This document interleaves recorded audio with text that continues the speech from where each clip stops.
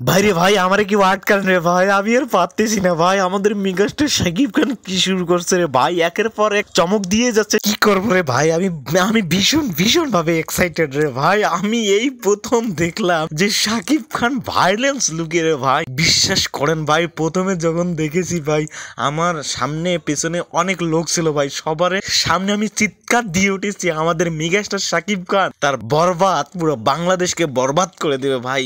তুফানের পর জাস্ট বরবাদ করে দিল রে ভাই। আপনারা তো আমার অডিও ভয়েসটা শুনতেছেন ভাই, আমার ভিডিওটা দেখলে আপনারা ভাববেন যে আমি মনে হয় মেন্টাল পাগল বা উল্লুক বা যেটাই বলেন না কোনো ভাই, আমি এরকম। তো দর্শক, শাকিব খানের বরবাদ সিনেমার টিজারটি নিয়ে ছোট্ট করে রিভিউ দেওয়া যাক, চলেন শুরু করি। সেরা একটি টিজার দেখলাম, পুরাই মাস ক্লাস রূপে হাজির হয়েছিল আমাদের মেগাস্টার শাকিব খান, যেখানে দেখা যাবে পুরো ভাইলেন্স অবস্থায়। শাকিব খানের দুইটি লুক দুর্দান্ত হয়েছে ভাই।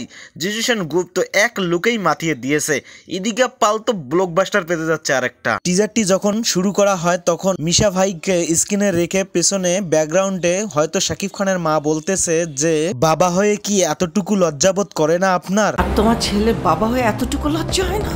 এখানে তুফানের কথাও আসবে, কারণ তুফানও তো এরকম একটি ডায়লগ ছিল যে আপনার স্ত্রী বা শাকিব খানকে যিনি জন্ম দিয়েছেন তেনাকে বলা হয়েছিল যে আপনি একটা রাক্ষস জন্ম দিয়েছেন। পশুও নয়, তুফান যা হতে চেয়েছিল রাক্ষস। হয়তো মনে হয় যে এই সিনেমাটাতে শাকিব খান এবং মিশা ভাই হয়তো বাপ ছেলের ক্যারেক্টার করতে যাচ্ছে। টিজারে দেখা যায় সেলিম সাহেবকে আদালতে বলতে শোনা যায় যে শাকিব খান ড্রাগ এডিক্টেড, আরেকজন মহিলা বলেন যে তিনি একজন র্যাপিস্ট।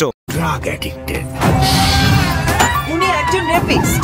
পক্ষান্তরে শাকিব খান একটি গাড়ির উপরে হাত মুখে নিয়ে সাইলেন্ট বললেন যে সবাই সাইলেন্ট হয়ে যাও।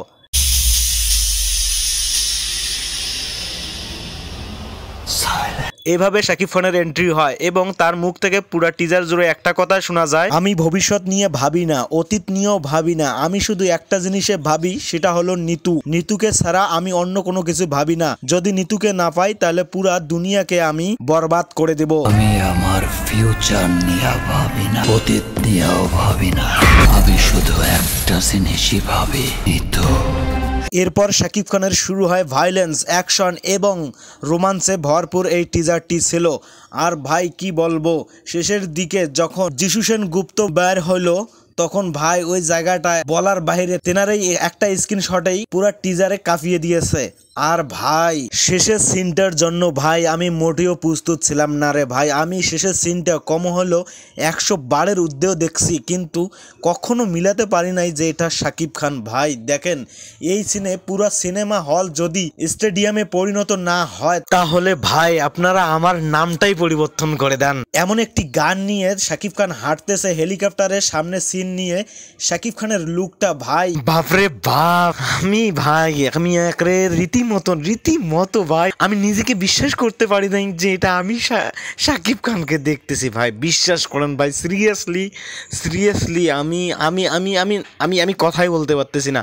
তো দর্শক, আপনারা যারা এখনো টিজারটি দেখেন নাই অবশ্যই টিজারটি দেখবেন, আর যারা দেখেছেন আমার এই বক্তব্যগুলোর সঙ্গে কি আপনারা একমত কিনা সেটাও কমেন্টে জানাবেন। তো সবাই ভালো থাকবেন, সুস্থ থাকবেন এবং পুরা সিনেমা হল জুড়ে বরবাদ করে দিব। Good bye.